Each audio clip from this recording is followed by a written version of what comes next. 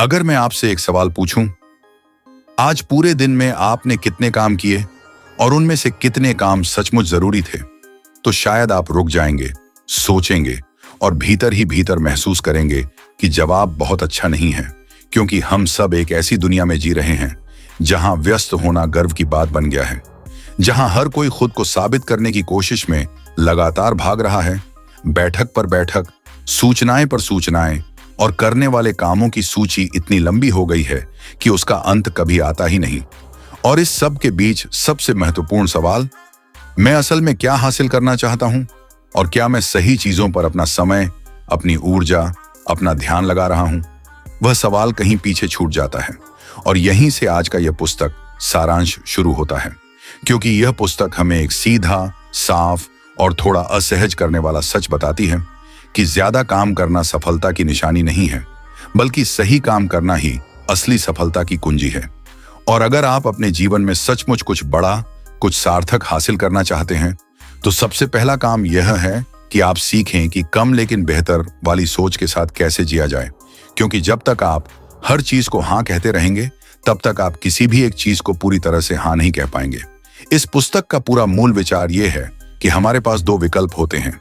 या तो हम अपने जीवन को दूसरों को डिजाइन करने दें, जहां हर बॉस, हर सहकर्मी, हर मित्र, हर सोशल मीडिया चलन हमारी प्राथमिकताएं तय करे, या फिर हम खुद अपने जीवन के एसेंशियलिस्ट बन जाएं, यानी वह इंसान जो जानबूझकर अनुशासित तरीके से सिर्फ उन चीजों को चुने जो सचमुच मायने रखती हैं, और बाकी सब कुछ, चाहे वह कितना भी आकर्षक क्यों न लगे, साफ तौर पर और बिना अपराध बोध के छोड़ दे।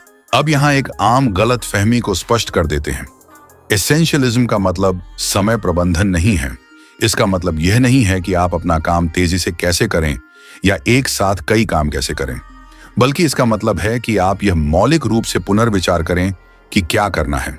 क्योंकि अगर आप गलत चीजों को कुशलता से कर रहे हैं, तो भी आप गलत दिशा में ही तेजी से भाग रहे हैं।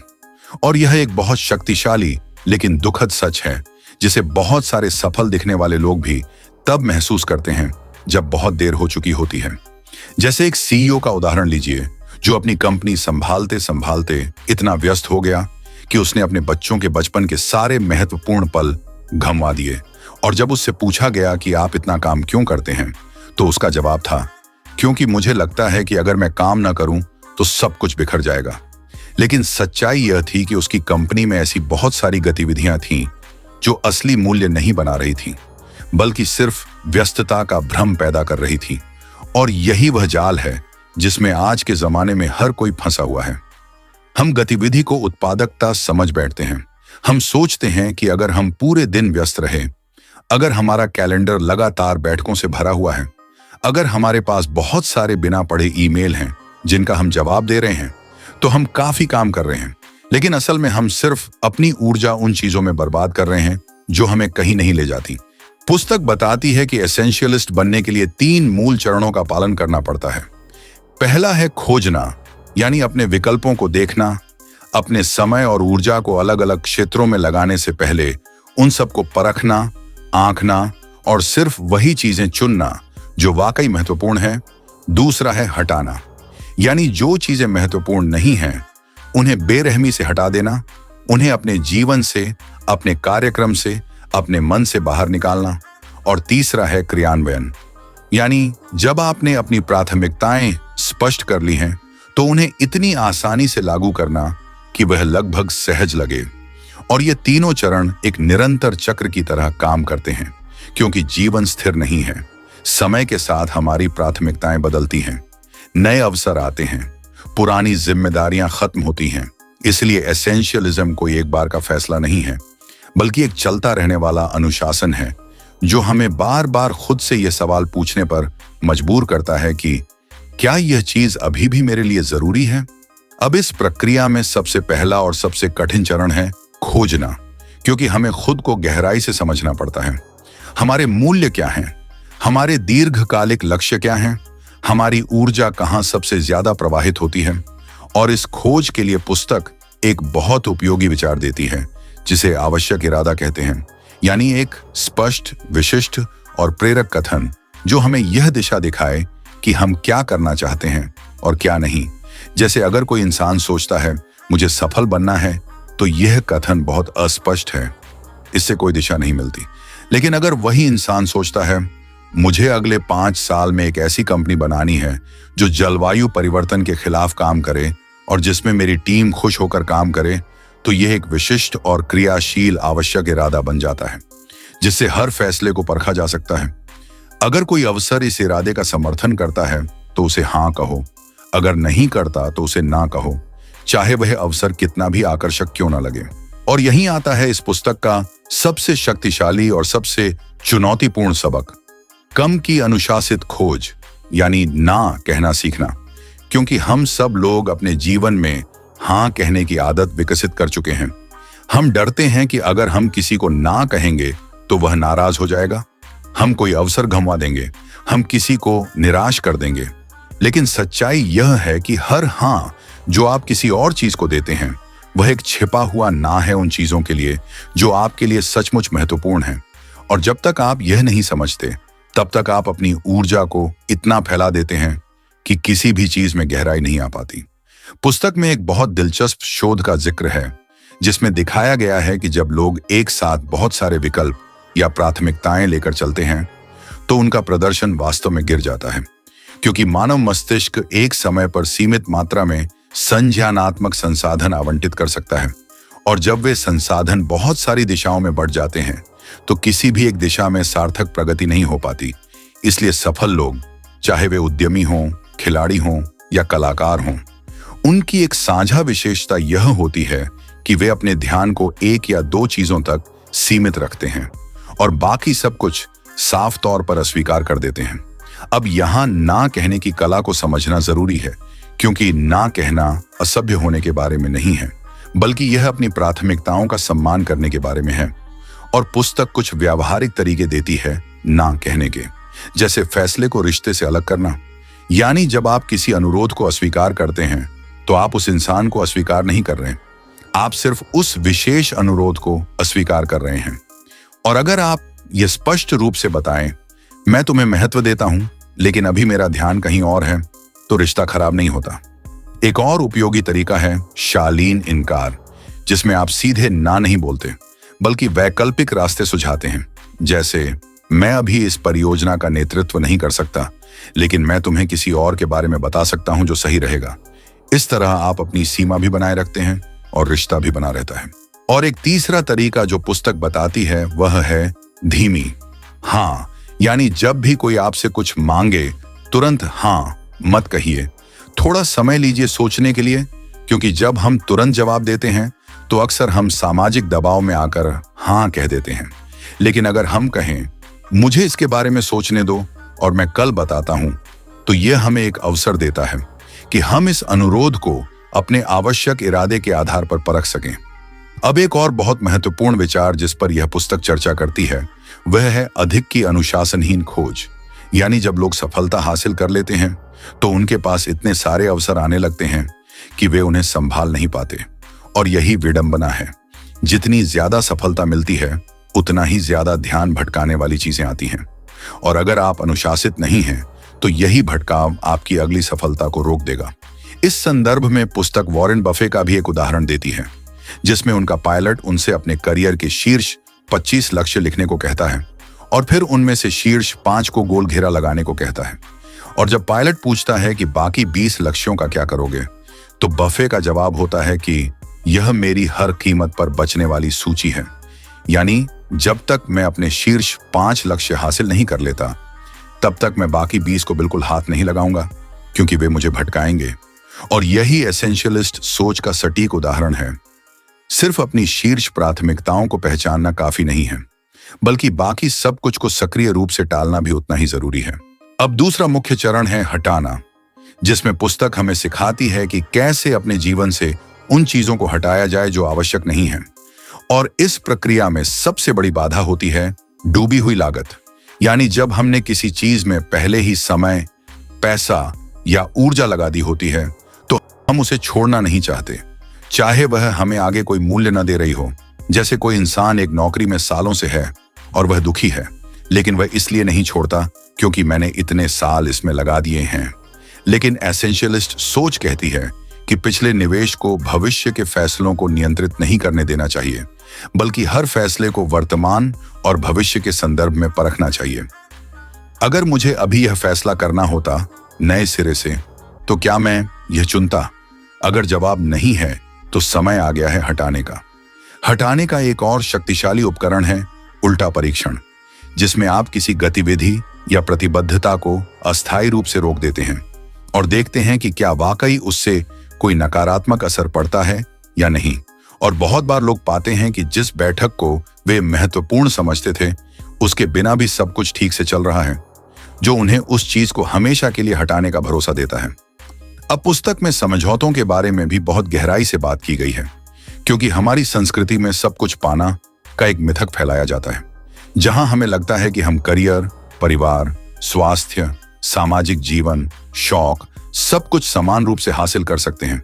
लेकिन असलियत में हर विकल्प एक समझौता है, और एसेंशियलिस्ट लोग इस समझौते से बचने की कोशिश नहीं करते, बल्कि वे सचेत रूप से तय करते हैं कि कौन सा समझौता उनके लिए सबसे स्वीकार्य है।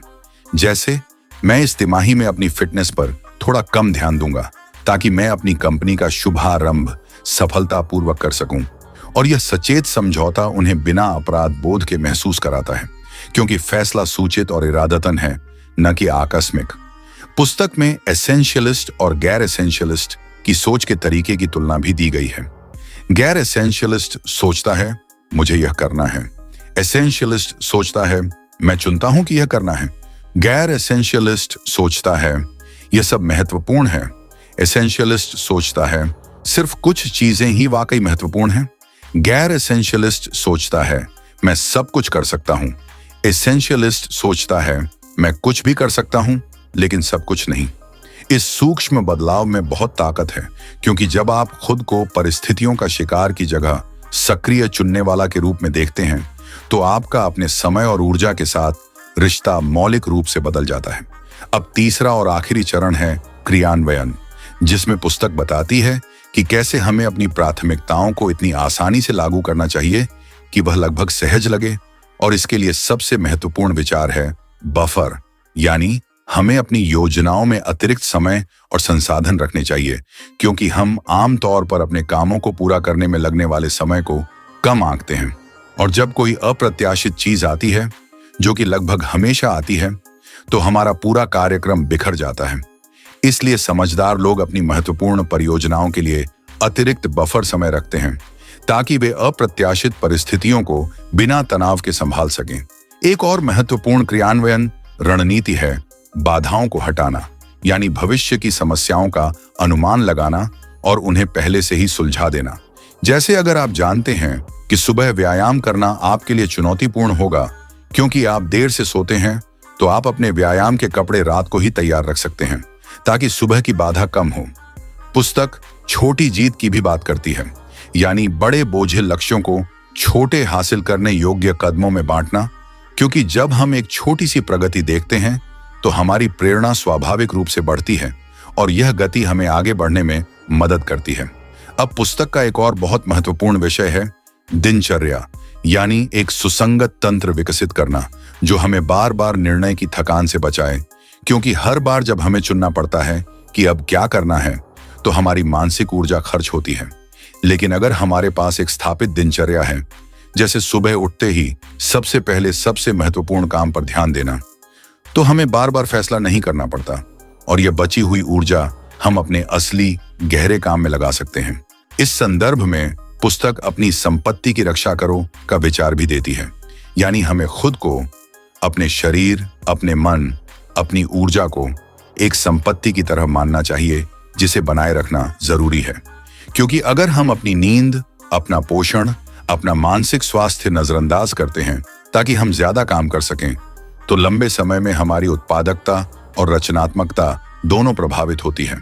इसलिए एसेंशियलिस्ट लोग अपने आराम को भी उतनी ही प्राथमिकता देते हैं जितनी अपने काम को, क्योंकि वे जानते हैं कि उचित आराम के बिना उनका सर्वश्रेष्ठ प्रदर्शन संभव ही नहीं है।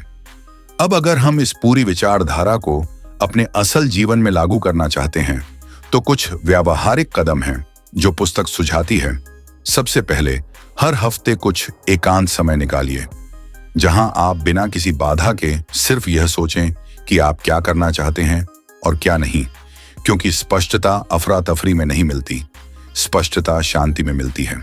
दूसरा, अपने कार्यक्रम को देखिए और हर प्रतिबद्धता को एक सरल परीक्षा दीजिए। क्या यह मेरी शीर्ष प्राथमिकताओं में से किसी एक का सीधे समर्थन करता है? अगर मैं यह अवसर पहले से नहीं कर रहा होता तो क्या मैं अभी इसे शुरू करता? अगर जवाब स्पष्ट हाँ नहीं है तो उसे विनम्रता से मना कर दीजिए। तीसरा, अपने महीने का एक दिन सार समीक्षा के लिए रखिए, जहां आप अपने पिछले महीने की प्रतिबद्धताओं को देखें और पहचानें कि कौन सी चीजें आपको ऊर्जा दे रही थीं और कौन सी चीजें आपको थका रही थीं, और अगले महीने के लिए अपने कार्यक्रम को उसी के अनुसार समायोजित करें। चौथा, अपने आवश्यक इरादे को लिखकर अपने कार्यस्थल में रखिए, ताकि जब भी कोई नया अवसर आए आप उसे तुरंत अपने इरादे के आधार पर परख सकें, बिना भावनात्मक फैसला लिए। पांचवा, ना कहने का अभ्यास कीजिए, छोटी चीजों से शुरू करके, जैसे एक अनावश्यक बैठक को अस्वीकार करना, एक सामाजिक कार्यक्रम को विनम्रता से छोड़ना, ताकि धीरे धीरे आपका आराम स्तर ना कहने में बढ़े। और आखिरी, अपने शरीर और मन को आराम दीजिए, क्योंकि अगर आप खुद ही थके हुए हैं तो चाहे आप कितनी भी स्पष्टता के साथ अपनी प्राथमिकताएं तय कर लें, आप उन्हें लागू करने की ऊर्जा नहीं रख पाएंगे। अब इस पूरी पुस्तक का एक बहुत गहरा और दार्शनिक पहलू भी है, जो यह है कि हमारा जीवन सीमित है, हमारे पास सीमित समय है, और हर बार जब हम किसी गैर जरूरी चीज को हाँ कहते हैं, हम अपने सीमित समय का एक हिस्सा बर्बाद कर रहे होते हैं जो हमें कभी वापस नहीं मिलेगा। और जब हम यह नजरिया अपनाते हैं कि समय हमारा सबसे कीमती, सबसे अपूरणीय संसाधन है, तो हमारी प्राथमिकताएं अपने आप स्पष्ट होने लगती हैं, क्योंकि फिर हम खुद से पूछते हैं, क्या मैं अपने जीवन की आखिरी सांसों पर यह सोचूंगा कि मुझे और बैठकें करनी चाहिए थीं, या मैं सोचूंगा कि मुझे अपने परिवार के साथ, अपने जुनून के साथ, अपने सार्थक काम के साथ ज्यादा समय बिताना चाहिए था। और यह चिंतन हमें तुरंत याद दिलाता है कि वाकई क्या मायने रखता है।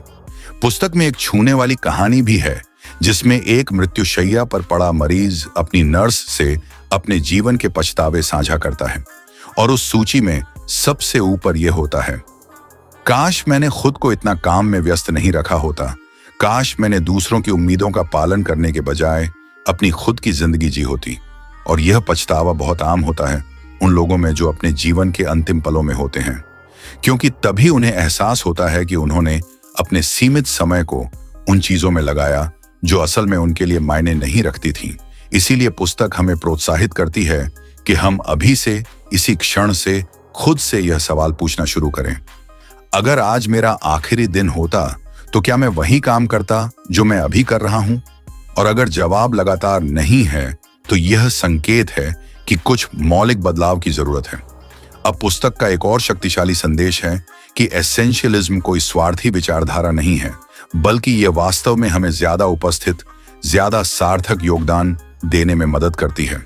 क्योंकि जब हम अपनी ऊर्जा को केंद्रित करते हैं सिर्फ उन चीजों पर जो मायने रखती हैं, तो हम उनमें गहरा असर पैदा कर पाते हैं। जैसे अगर एक डॉक्टर अपना पूरा ध्यान अपने मरीजों की देखभाल पर लगाता है, बिना अनावश्यक प्रशासनिक बाधाओं के, तो वह बेहतर देखभाल दे पाता है। अगर एक माँ अपना गुणवत्तापूर्ण समय अपने बच्चों के साथ बिना फोन की बाधा के बिताती है, तो वह रिश्ता गहरा होता है। अगर एक उद्यमी अपनी कंपनी के एक मुख्य उत्पाद पर ध्यान देता है बजाय 10 अलग अलग उत्पाद आजमाने के, तो उस उत्पाद की गुणवत्ता और असर दोनों बढ़ते हैं। तो एसेंशियलिज्म स्वार्थ नहीं, बल्कि एक ज्यादा इरादतन और सार्थक योगदान का रास्ता है।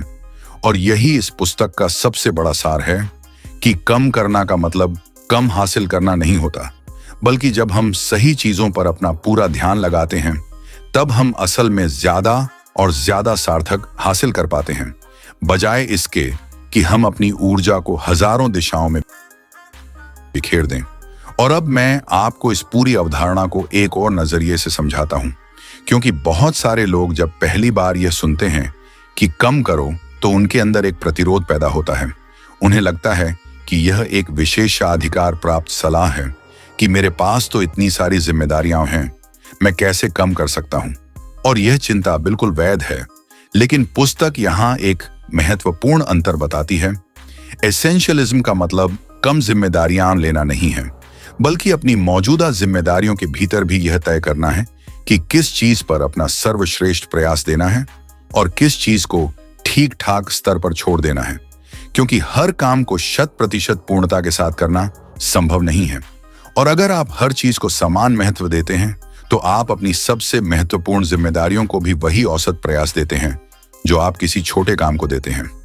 इस संदर्भ में पुस्तक 80-20 सिद्धांत का भी जिक्र करती है, जिसे पैरेटो सिद्धांत भी कहते हैं, जिसमें दिखाया गया है कि हमारे नतीजों का 80% हमारे प्रयासों के सिर्फ 20% से आता है। यानी अगर आप अपने काम, अपने रिश्तों, अपनी परियोजनाओं को देखें तो आपको पता चलेगा कि उनमें से सिर्फ कुछ ही गतिविधियां हैं जो असल में आपके सबसे बड़े नतीजे देती हैं और बाकी सारी गतिविधियां मामूली फायदा देती हैं। इसलिए समझदार तरीका यह है कि आप पहचानें कि वो कौन सी 20% गतिविधियां हैं जो आपके 80% नतीजे पैदा कर रही हैं और उन्हीं पर अपना अधिकतम समय और ऊर्जा लगाएं और बाकी गतिविधियों को या तो हटाएं या सौंप दें या न्यूनतम प्रयास के साथ पूरा करें। अब यहाँ सौंपना का विचार भी बहुत महत्वपूर्ण हो जाता है, क्योंकि एसेंशियलिज्म का मतलब यह नहीं है कि आप हर चीज खुद करें, बल्कि इसका मतलब है कि आप सिर्फ उन्हीं चीजों को खुद करें जिनके लिए आपकी अनूठी क्षमता, आपका अनूठा नजरिया या आपका अनूठा अधिकार जरूरी है, और बाकी सब कुछ दूसरों पर भरोसा करके छोड़ दें। जैसे अगर आप एक व्यवसाय के मालिक हैं तो आपको लेखा जोखा खुद करने की जरूरत नहीं है अगर आप एक लेखाकार रख सकते हैं, क्योंकि आपका समय उस चीज में लगना चाहिए जहां आप सबसे ज्यादा अनूठा मूल्य जोड़ सकते हैं, जैसे रणनीति, दृष्टि या रिश्ते बनाना। पुस्तक में एक और बहुत जाना पहचाना उदाहरण दिया गया है सोशल मीडिया और लगातार जुड़ाव का, जहां हमें लगता है कि हमें हर सूचना का तुरंत जवाब देना जरूरी है, हर चर्चित विषय पर अपनी राय देनी जरूरी है, हर आयोजन में मौजूद रहना जरूरी है। लेकिन एसेंशियलिस्ट सोच यह चुनौती देती है कि क्या ये सारी चीजें वाकई जरूरी हैं या यह सिर्फ छूट जाने के डर का नतीजा है। और जब हम ईमानदारी से इस सवाल का जवाब देते हैं तो हमें पता चलता है कि इनमें से ज्यादातर चीजों का हमारी असली प्राथमिकताओं से कोई लेना देना नहीं है। वे सिर्फ हमारा ध्यान खींचती हैं और हमें उस चीज से दूर ले जाती हैं जो वाकई महत्वपूर्ण है। इसलिए पुस्तक सुझाती है कि हम अपनी डिजिटल खपत को भी सोच समझकर व्यवस्थित करें, जैसे सूचनाएं बंद करना, सोशल मीडिया के लिए विशेष समय तय करना और अपने फोन को अपनी उत्पादकता का स्वामी बनने के बजाय अपना उपकरण बनाए रखना। अब एक और पहलू जो यह पुस्तक बताती है वह है रिश्तों में एसेंशियलिज्म, क्योंकि जैसे हम अपने काम में हर चीज को हाँ नहीं कह सकते, वैसे ही हम अपने सामाजिक दायरे में भी हर रिश्ते को समान गहराई नहीं दे सकते। और यह स्वीकार करना जरूरी है कि कुछ रिश्ते आपके जीवन में मुख्य हैं, जैसे परिवार, करीबी दोस्त, गुरु, और कुछ रिश्ते सीमांत हैं और दोनों को समान तीव्रता देना उन लोगों के प्रति अन्यायपूर्ण है जो आपके लिए वाकई महत्वपूर्ण है। इसलिए एसेंशियलिस्ट लोग अपने गहरे रिश्तों में निवेश करते हैं, गुणवत्तापूर्ण समय देते हैं, सच में मौजूद रहते हैं और सतही जुड़ावों को उतनी ऊर्जा नहीं देते जितनी वे पहले देते थे। अंत में दोस्तों, अगर आपको लगता है कि आप भी अपने जीवन में बहुत सारी चीजों के बीच फंसे हुए हैं, बहुत सारी दिशाओं में खींच रहे हैं और कहीं भी सच में गहरी प्रगति नहीं कर पा रहे, तो यह समय है कि आप रुक जाइए, खुद से पूछें कि मेरे लिए सचमुच क्या मायने रखता है और उस जवाब के इर्द गिर्द अपने पूरे जीवन को फिर से गढ़ें। क्योंकि जब आप बाकी सब कुछ छोड़कर सिर्फ उन चीजों पर ध्यान देते हैं जो वाकई महत्वपूर्ण हैं, तभी आप अपनी असली क्षमता को उजागर कर पाते हैं और तभी आप एक ऐसा जीवन जी पाते हैं जो सिर्फ व्यस्त नहीं बल्कि सच में सार्थक होता है। और इसी संदर्भ में पुस्तक एक और बहुत उपयोगी विचार देती है, आवश्यक बातचीत, जिसमें कहा गया है कि जब भी आप किसी महत्वपूर्ण व्यक्ति के साथ समय बिताएं, अपना फोन दूर रखिए, अपना पूरा ध्यान उन्हें दीजिए, क्योंकि उपस्थिति ही सबसे बड़ा उपहार है जो आप किसी को दे सकते हैं। और बंटा हुआ ध्यान इसका मतलब है कि आप शारीरिक रूप से मौजूद हैं लेकिन मानसिक रूप से कहीं और हैं, जो रिश्ते को सच में गहरा नहीं होने देता। अब मैं आपको कुछ और व्यवहारिक ढांचे बताता हूं जो यह पुस्तक देती है अपने दैनिक जीवन में एसेंशियलिज्म लागू करने के लिए। पहला है सुबह की दिनचर्या, जिसमें आप अपने दिन का सबसे महत्वपूर्ण, सबसे गहरे ध्यान वाला काम सुबह सबसे पहले करते हैं, जब आपकी मानसिक ऊर्जा सबसे ताजा होती है, क्योंकि अगर आप अपना दिन ईमेल जांच कर या सोशल मीडिया देखकर शुरू करते हैं तो आप अपनी सबसे अच्छी ऊर्जा उन चीजों में बर्बाद कर देते हैं जो प्रतिक्रियात्मक हैं, न कि सक्रिय। दूसरा है एक समय एक काम, जिसमें आप एक समय पर सिर्फ एक ही काम पर ध्यान देते हैं, क्योंकि एक साथ कई काम करना एक भ्रम है। शोध साफ तौर पर दिखाता है कि जब हम कई कामों के बीच अदल बदल करते हैं तो हमारा मस्तिष्क हर बदलाव पर समय और ऊर्जा खोता है, जिसे अदला बदली लागत कहते हैं, और इस वजह से हम असल में धीमे और कम सटीक हो जाते हैं। इसलिए बेहतर है कि आप अपने काम को समय खंडों में बांटें, जहां हर खंड में आप सिर्फ एक चीज पर ध्यान दें, बिना किसी बाधा के। तीसरा है साप्ताहिक समीक्षा, जिसमें हर हफ्ते के अंत में आप अपनी पिछली हफ्ते की गतिविधियों की समीक्षा करें। देखें कि कौन सी चीजें आपको आपके लक्ष्यों के करीब ले गईं और कौन सी चीजें सिर्फ समय की बर्बादी थीं, और अगले हफ्ते के लिए अपनी प्राथमिकताओं को समायोजित करें। अब पुस्तक का एक और महत्वपूर्ण सबक है अपनी प्राथमिकताओं को दूसरों की प्राथमिकताओं से बचाना, क्योंकि बहुत बार हम अपने जीवन को दूसरों की तात्कालिकता के हिसाब से चलाते हैं। जैसे अगर कोई सहकर्मी आपको आखिरी क्षण में एक अत्यावश्यक काम भेजता है, हम तुरंत अपना काम छोड़कर उनकी मदद करने लगते हैं।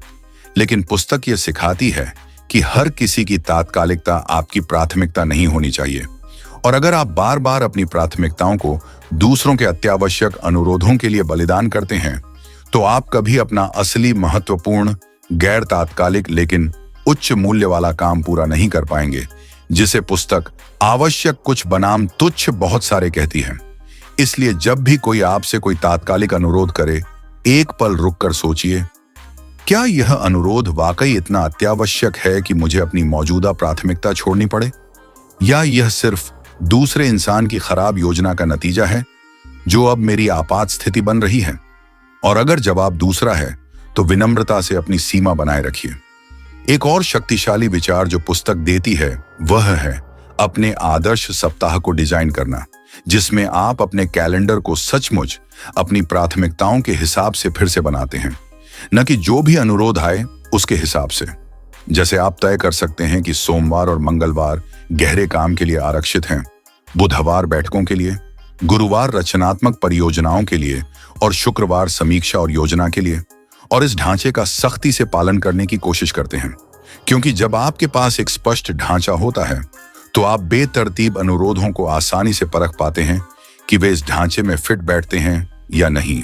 अब मैं आपको इस पुस्तक का एक आखिरी लेकिन बहुत शक्तिशाली विचार बताता हूं, एसेंशियलिस्ट का आनंद, जिसमें कहा गया है कि जब लोग अपने जीवन को एसेंशियलिज्म के माध्यम से जीना शुरू करते हैं तो उनके भीतर एक नए तरह का संतोष आता है, क्योंकि वे अब अपराध बोध और चिंता के साथ काम नहीं करते। उन्हें पता होता है कि जो भी वे कर रहे हैं वह उन्होंने सचेत रूप से चुना है, और जो उन्होंने नहीं किया उसका भी उन्हें कोई पछतावा नहीं होता, क्योंकि वह फैसला भी उन्होंने सचेत रूप से लिया था। यह मानसिक शांति, यह स्पष्टता, अपने जीवन पर यह नियंत्रण की भावना, यही असली इनाम है एसेंशियलिज्म का। और यह सिर्फ उत्पादकता या सफलता के बारे में नहीं है, बल्कि एक ज्यादा शांत, ज्यादा उद्देश्यपूर्ण और ज्यादा संतोषजनक जीवन जीने के बारे में है। और अंततः यही वह सबक है जो हमें हर दिन, हर फैसले में बार बार अपनाना है, ताकि हमारा जीवन सिर्फ चीजों की सूची पूरी करने का साधन न बने, बल्कि उन कुछ गिनी चुनी चीजों का उत्सव बने जो सचमुच हमारी आत्मा को सुकून और अर्थ देती हैं।